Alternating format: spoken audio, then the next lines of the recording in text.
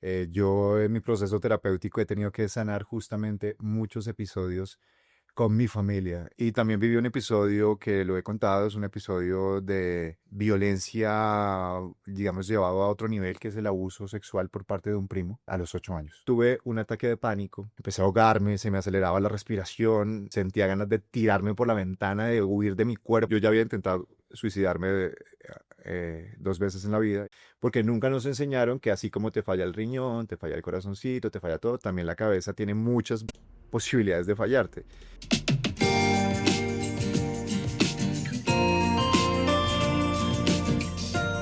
Bienvenidos todos ustedes a un nuevo episodio de esta segunda temporada de Querernos Bien con Colmédica, este podcast que busca que este sea su espacio seguro, porque aquí hablamos de lo que pocos hablan acerca de la salud mental, y hoy estoy muy emocionada porque tengo un invitado muy especial. Varios de mis amigos más cercanos siguen a este hombre y por eso me da mucha emoción presentarlo. Omar, bienvenido a Querernos Bien con Colmédica. Gracias, espero no decepcionar a tus amigos. Ay, no, para nada, pero mira, ¿sabes qué me encantaría? Que para quienes te conocen y para quienes no, hablemos un poquito de ti, que seas tú quien te presentes para que así la gente pueda sentir que, así como mis amigos, saben quién eres. Pues yo soy un pelión, yo soy un gocetas de la vida también, y una persona que ha tratado de ser honesta a través de su ejercicio profesional y en las redes sociales. Soy actor, periodista, presentador, activista, travesti, eso soy. Me encanta. Omar, tenemos aquí, bueno, acá hemos estado hablando Omar, ¿no? Ya debes estar acostumbrado a que mucha gente te diga Omar, pero acá te vamos a decir Omar, porque así es la entonación. Así lo dice mi mamá, entonces vamos a hacerle caso a la señora porque imagínate. Bueno, vamos a hacerle caso que ese fue el nombre que puso. Pero antes de arrancar de manera oficial, queremos invitarlos a todos ustedes para que a través de nuestras redes vayan dejando en los comentarios la respuesta a esta pregunta que les queremos plantear y que también te planteo a ti para que la empecemos a desarrollar aquí en este podcast.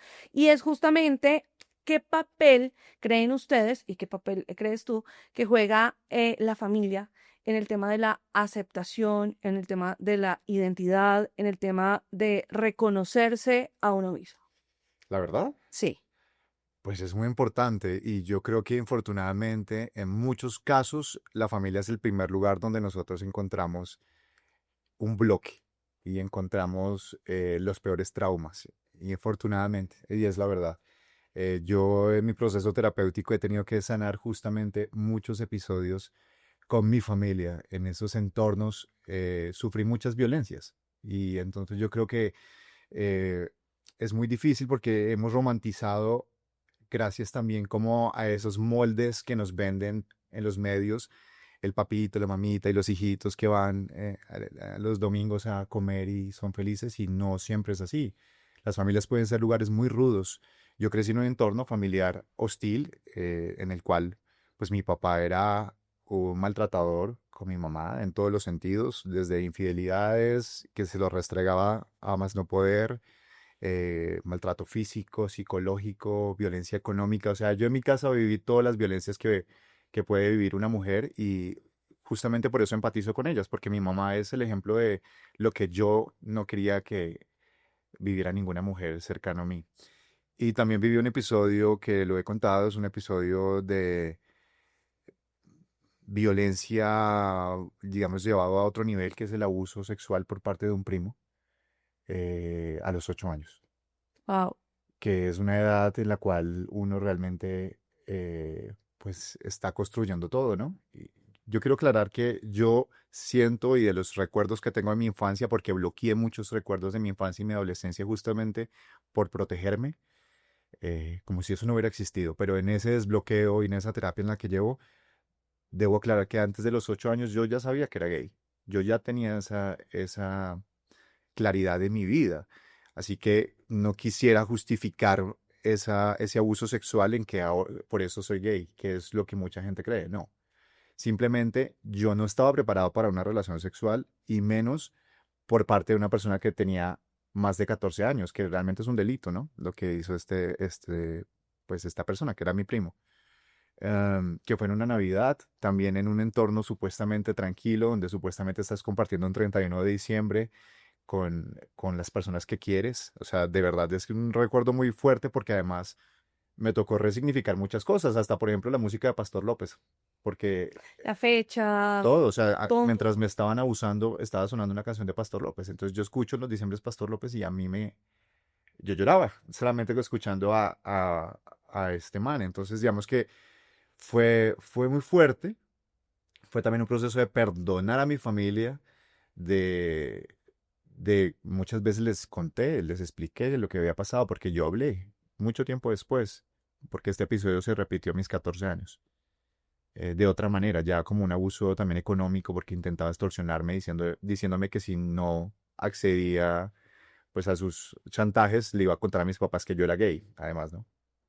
Y, y ese entorno familiar mío tampoco estaba preparado porque eran tiempos donde la salud mental ni siquiera era un tema, ¿no? Entonces, o recurrir a terapia, no, absolutamente no. Y pues también hay que decirlo, yo era una persona de escasos recursos y eso no El estaba dentro de acceso la canasta familiar, o sea, es difícil.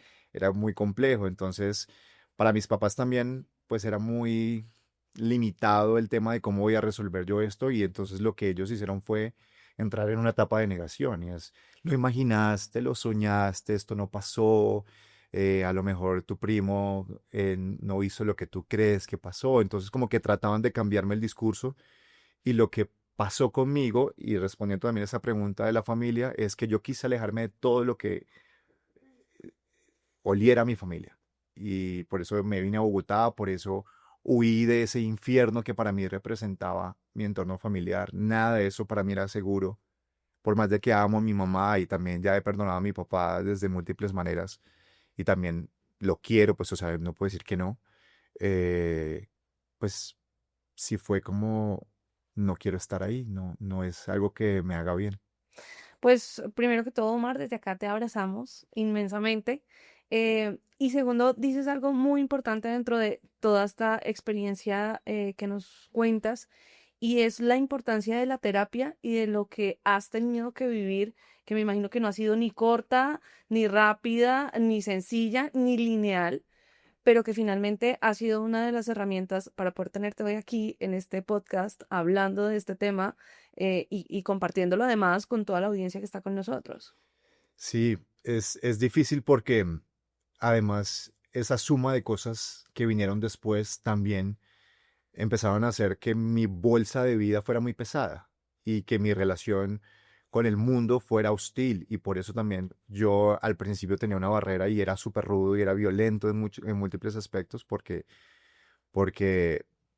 después de este abuso mi siguiente relación fue con una persona mayor. O sea, yo tenía 14 años, 13 y la persona tendría unos 40 años, 40, ¿sabes? O sea, y entonces, y todos esos vínculos míos y ese tejido social que yo empecé a tener era hostil, maluco, feo. Entonces, todo lo que vino después de esos abusos en mi familia hicieron que mi personalidad no fuera lo que yo hubiera querido construir, ¿no? Y fue difícil aceptar que necesitaba ayuda. ¿En qué momento pasa? No sé si Hmm. es en todos los casos, pero hay un momento que algo te hace clic y dices, yo con esto o no puedo solo, o alguien te ofrece la ayuda, o hay un momento en el que tú dices, venga, necesito de verdad manejar esto de una forma distinta, o es el cúmulo de muchos momentos, llegó por casualidad. Sí, pasaron muchas cosas en las cuales había como alertas y lo que ahora decimos red flags. Digamos que obviamente buscando escapes, yo escapé con todas las cosas que están mal en la vida. Entonces yo escapé en el alcohol, por ejemplo, y entonces y todavía es un tema que es muy difícil porque no sé tomar. Entonces el alcohol es mi refugio para olvidarme de cosas y he terminado en episodios muy violentos, muy dañinos, haciéndole daño a muchas personas que quiero. Entonces como que ahí fue como, ok, esto es una red flag, aquí no está bien, pero yo decía, bueno, yo puedo manejarlo. Siempre tenía esta situación, esto lo puedo manejar Fue yo, una ocasión nada más. no pasó. Y de repente entonces eh, ejercía algún tipo de violencia psicológica con una pareja que yo tenía, por ejemplo. Entonces es como repetía patrones de mi papá, ¿no? Lo que veía en casa, ¿sabes? O sea, y es como, uff, yo no quiero esto, y entonces me daba durísimo porque era como, estoy repitiendo este patrón, pero no quiero, pero no hacía nada.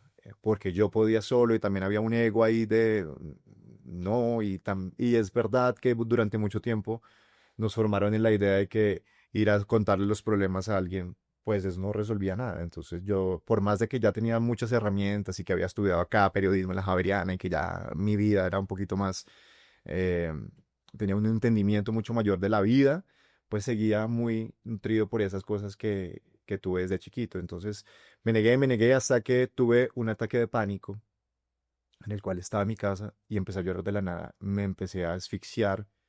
Empecé a ahogarme, se me aceleraba la respiración, sentía ganas de tirarme por la ventana, de huir de mi cuerpo, de una cosa que yo no te puedo explicar. ¿Por qué? No había ningún motivo. Todo estaba bien. Es decir, no había un detonador en específico que en ese momento tú relacionaras y dijeras como fue por esta llamada o por este Nada. episodio. Todo estaba bien, de hecho. Tu cuerpo simplemente dijo, O sea, yo estaba voy a literal sacar en en la este momento cocina, todo. empecé a llorar de la nada y atacado y no podía y duré mucho tiempo. Además me descontrolé porque decía, me va a dar un paro. O sea, de verdad como que no era una emoción que conociera. Y ok, dije, ok, a esta vaina necesita trabajo. Y afortunadamente encontré una persona que ha sido mi guía en todo este camino y que me ha tenido mucha paciencia.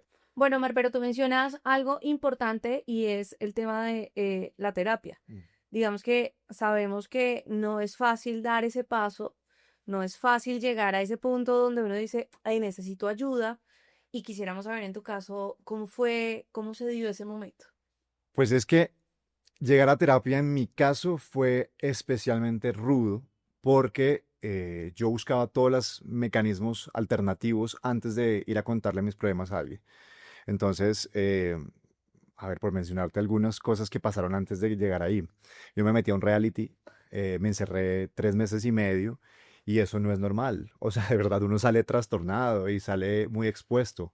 Entonces también tuve como un desequilibrio emocional muy fuerte porque te cambian las horas de sueño, te alteran, eres un bichito de laboratorio en el cual pues te Te mueven. manipulan de alguna manera para muchas cosas. Y entonces, pues imagínate, sales de un proceso de esos y crees que puedes seguir con tu vida, pues no, señores. Entonces, digamos que yo seguí con mi vida como si nada hubiera pasado y pues eso fue un grave error.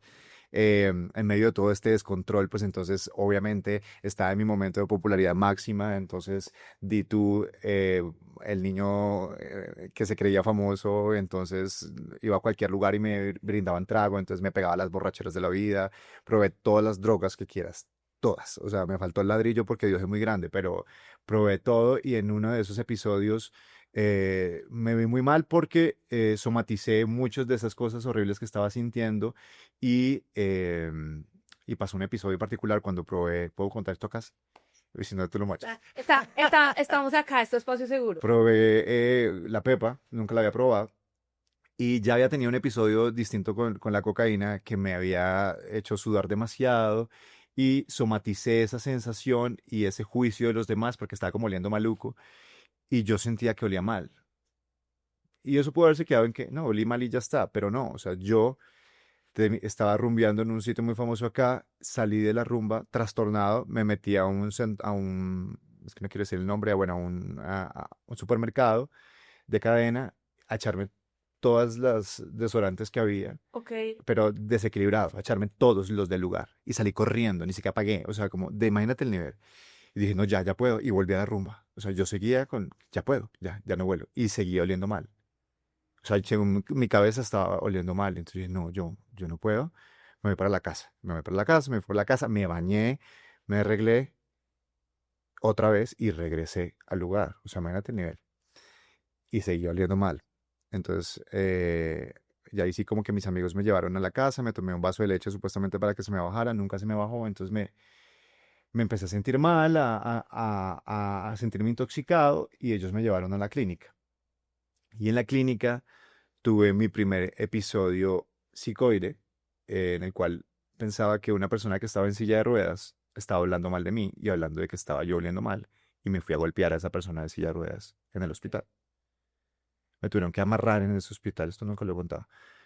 Me tuvieron que amarrar en ese hospital. eh, el médico recuerdo que me dijo, ¿usted qué hace? Y yo, no, yo soy periodista, estudié acá en la Javeriana, más o menos hablé como de mi vida y me dijo, que había conocido muchas personas muy brillantes que habían terminado muy mal por creer que podían controlar las drogas y que tenían el control de muchas cosas que realmente no son tan fáciles de controlar. Para mí ese fue otro de los momentos como cúspides y donde dije, oh, esto no está bien, estoy fuera de mí y estoy perdiendo el rumbo de mi vida. Con mi esposo luego también en un cumpleaños de él por una borrachera también. eh, Casi me le tiro su cumpleaños, terminé rodándome en un barranco, cortado, sangrando. O sea, de verdad unas cosas como de Marimar, o sea, de verdad, de telenovela mexicana que eran como un preámbulo a lo que luego terminó pasando con mi terapeuta. Cuando yo decido sentarme a contarle a Sarita, que la amo profundamente, y le haré toda la publicidad del mundo siempre, porque de verdad es mi salvadora, eh, fue escarbar muy profundo hasta llegar a un diagnóstico. Ella no quería diagnosticarme porque siente que es como cuando uno busca en Google, tengo esto, A, B, C, esos síntomas, entonces es tal vaina y como que uno se queda con esto y, La etiqueta te da de y una es, vez en tu cabeza tratamiento, solución, final, o sea, y todo. además es como yo soy esto. Entonces yo soy un ser depresivo y es como no eres eso, o sea, es como cuando te duele la cabeza, tú no eres yo soy un dolor de cabeza, Yo soy no migraña. tengo un dolor de cabeza, pero con los temas de salud mental si tú tiendes a creer que eres eso, pero tengo trastorno límite de la personalidad. Ese TLP lo que significa es que todo lo llevo a los extremos y que busco, tengo una personalidad adictiva, entonces si voy a tomar trago, no me tomo una copa o dos, me las tomo todas.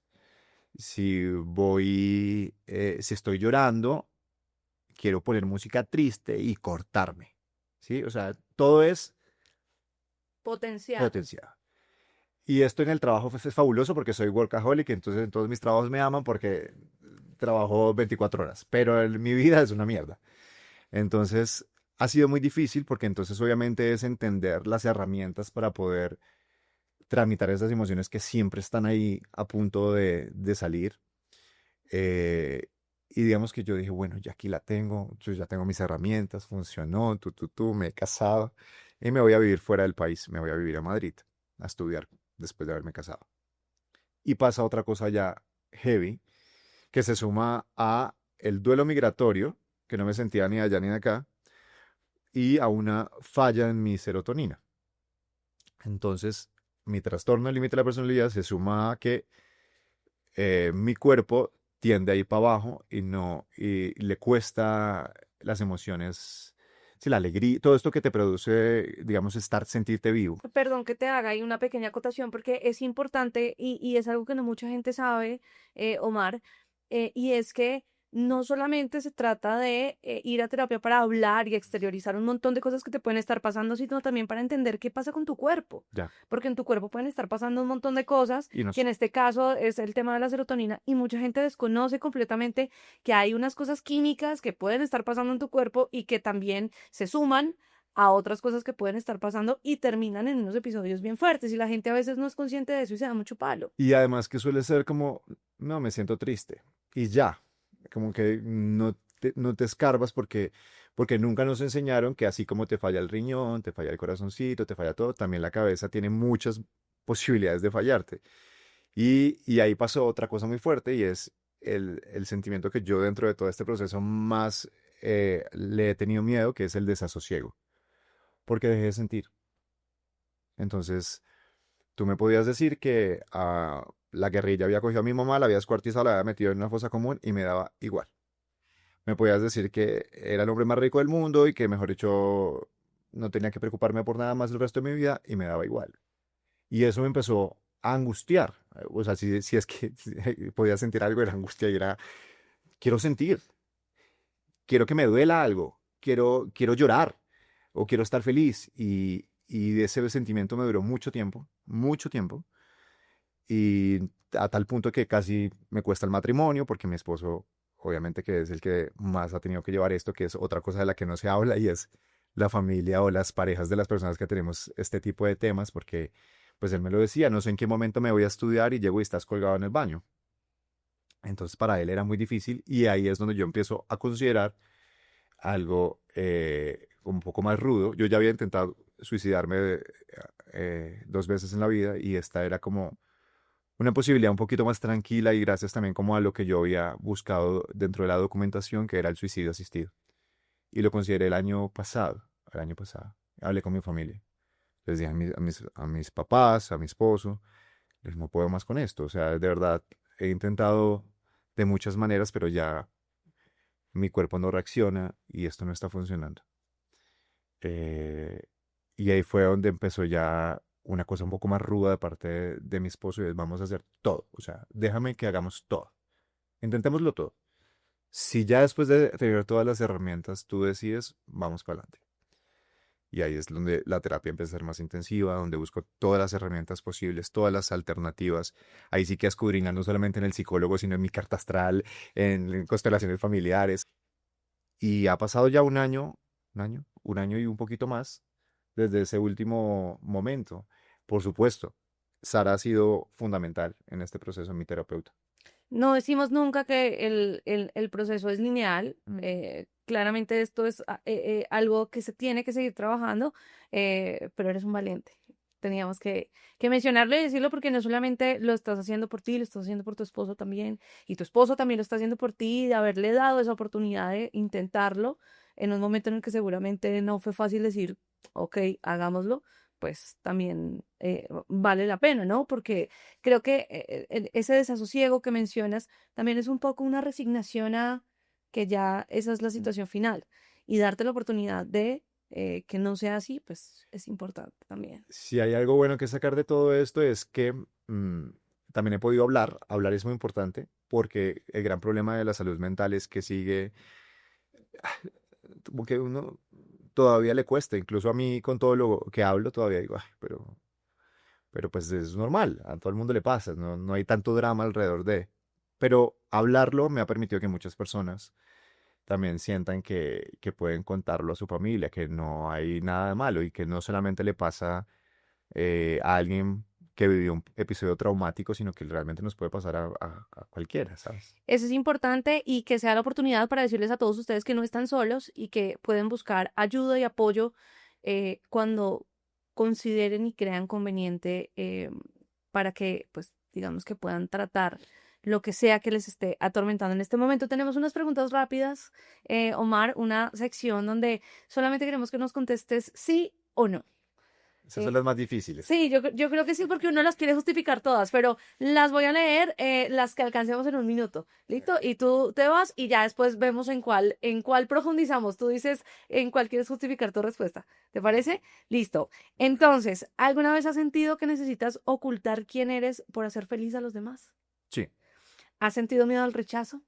sí, Ahora que eres referente para muchas personas, ¿sientes presión por ser un buen ejemplo?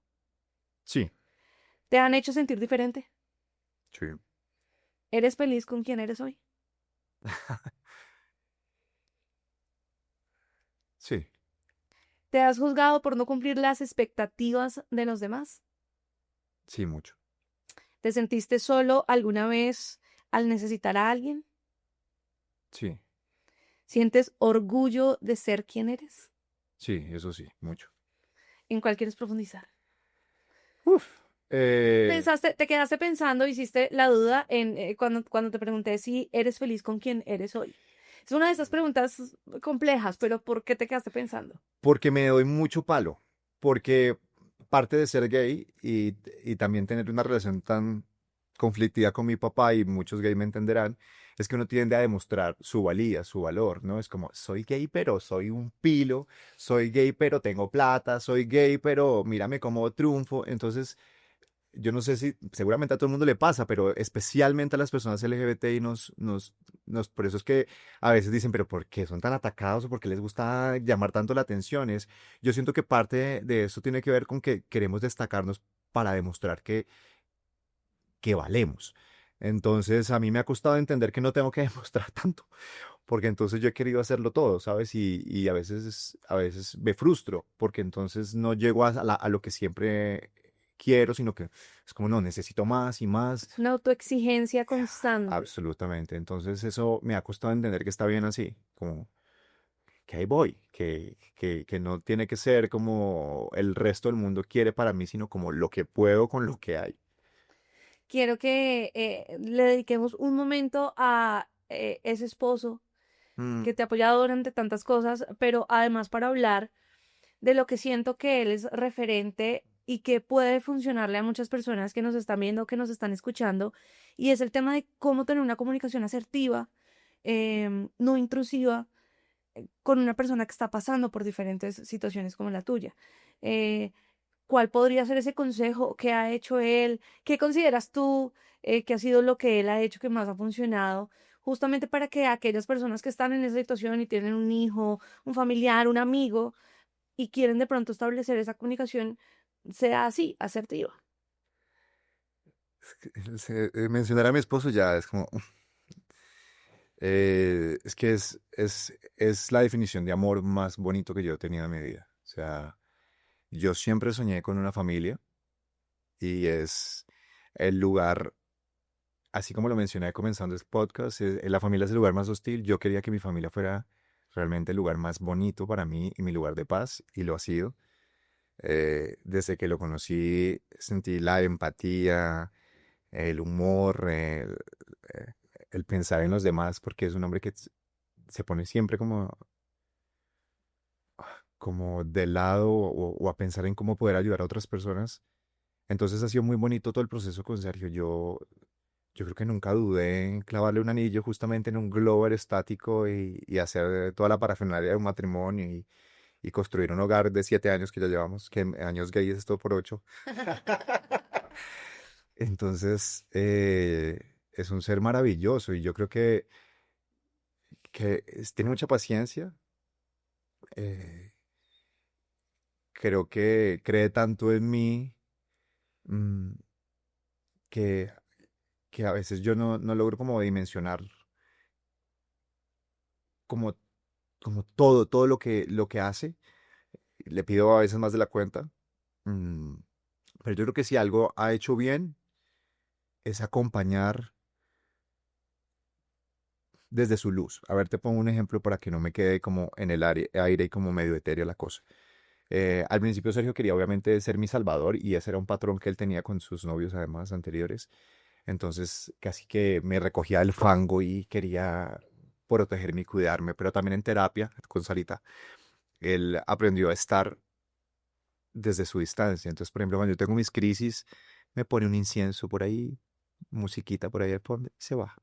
Me deja una agüita, o sea, está pendiente como desde lo lejos, o Acompaña me trae algo rico. sin eh, entrar mucho. sí, cuando yo quiero hablar me escucha. Si quiero estar solo también entiende que la soledad es válida, que a veces uno no quiere ni siquiera compartir lo que está viviendo, no puede. Entonces me parece importante porque a veces ese proceso, como tú lo dices, termina siendo intrusivo. También desde el amor lo entiendo como de qué puedo hacer, qué hago, para dónde voy, y a veces lo que termina haciendo es agudizando este dolor y esta cosa que uno está viviendo. Entonces yo creo que es ese amorcito desde lejos que también me parece muy bonito. Bueno, tenemos aquí unas tarjeticas que queremos compartir contigo. Y la idea es que completes la frase que vas a encontrar aquí. Vas a encontrar varias opciones. Ya viste lo de las cartas. Acá también Echemos cartas. tenemos nuestras propias cartas. Vas a sacar una, vas a encontrar una frase para completar. Y la idea es que pues nos cuentes qué consideras tú que debe ser como el resto de esa oración, el resto de esta frase. Genial. Así que déjate llevar y escoge la que quieras. A ver. Ah, la última, abajo. El mayor reto de aceptarse es, uy,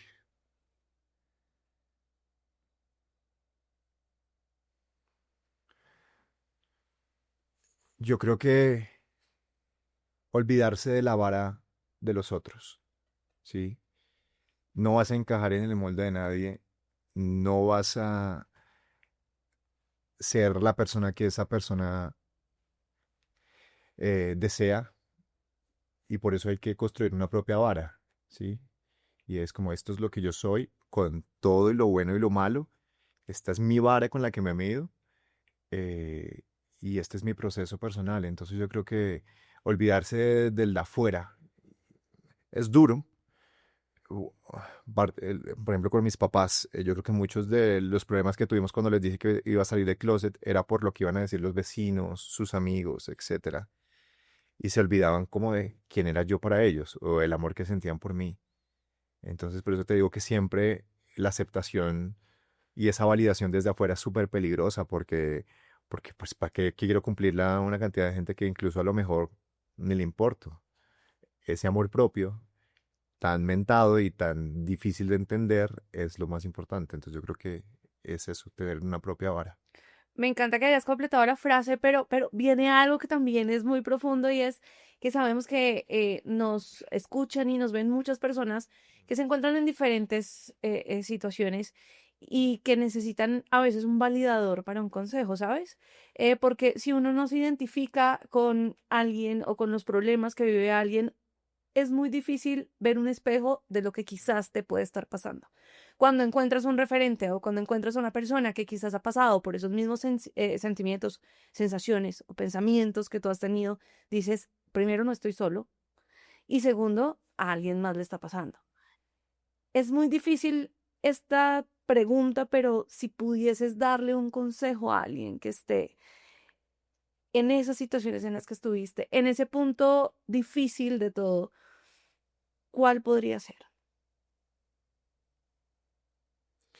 Uy, y quiero hacer un preámbulo para eso, si me lo permites, y es que parte de la dificultad de cuando uno se clava el tema de ser referente es eso, El no dar ejemplo. con malos consejos, porque además yo crecí sin referentes, o yo nunca tuve referentes en televisión cercanos, o sea, yo era el único gay en mi entorno.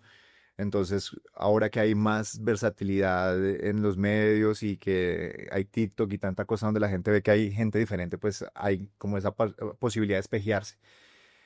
Ahora bien, entonces, el consejo que yo podría darle a alguien es, desde lo que he vivido, por supuesto, y es que sentir lo que sea es una maravilla.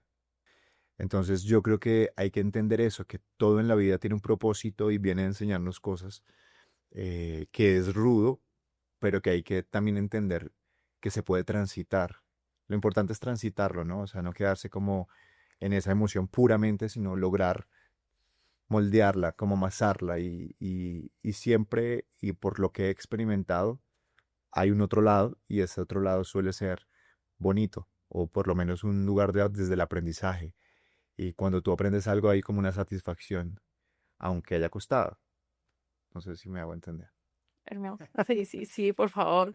Omar, primero, muchas gracias por abrir tu corazón, por compartir con nosotros este espacio, por permitirnos conocer un poco más de ti, por esos momentos en los que nos regalas un poco de vulnerabilidad también, porque esto es parte de eso, de conocer a una persona en sus momentos vulnerables, pero además con la resiliencia de alguien que ya transitó ese camino y que hoy está en otro punto. Muchas gracias. Y que uno sigue transitando toda la Por vida, ¿no? supuesto, ¿no? Uno no deja nunca de caminar. Además, tenemos regalito para ti. Gracias, a eso me encanta, los Sí. regalitos. Aquí, para que siempre estés con nosotros, regalito de querernos bien. Divino. Mira, por favor. Menos perfección, más autenticidad. De acuerdo. Mira, nos pega. Muchísimas gracias nuevamente por estar con A nosotros. ti, muchas gracias a ustedes. Y a ustedes por acompañarnos en este nuevo episodio de Querernos Bien con Colmédica, este podcast que les repetimos, queremos que sea su lugar seguro porque hablamos de lo que pocos hablan sobre salud mental. Nos vemos en un próximo episodio. Recuerden seguirnos, suscribirse. Acá las redes sociales van a quedar y esperamos también sus comentarios para que los veamos, ¿verdad? Así es. Chao. Chao. Gracias.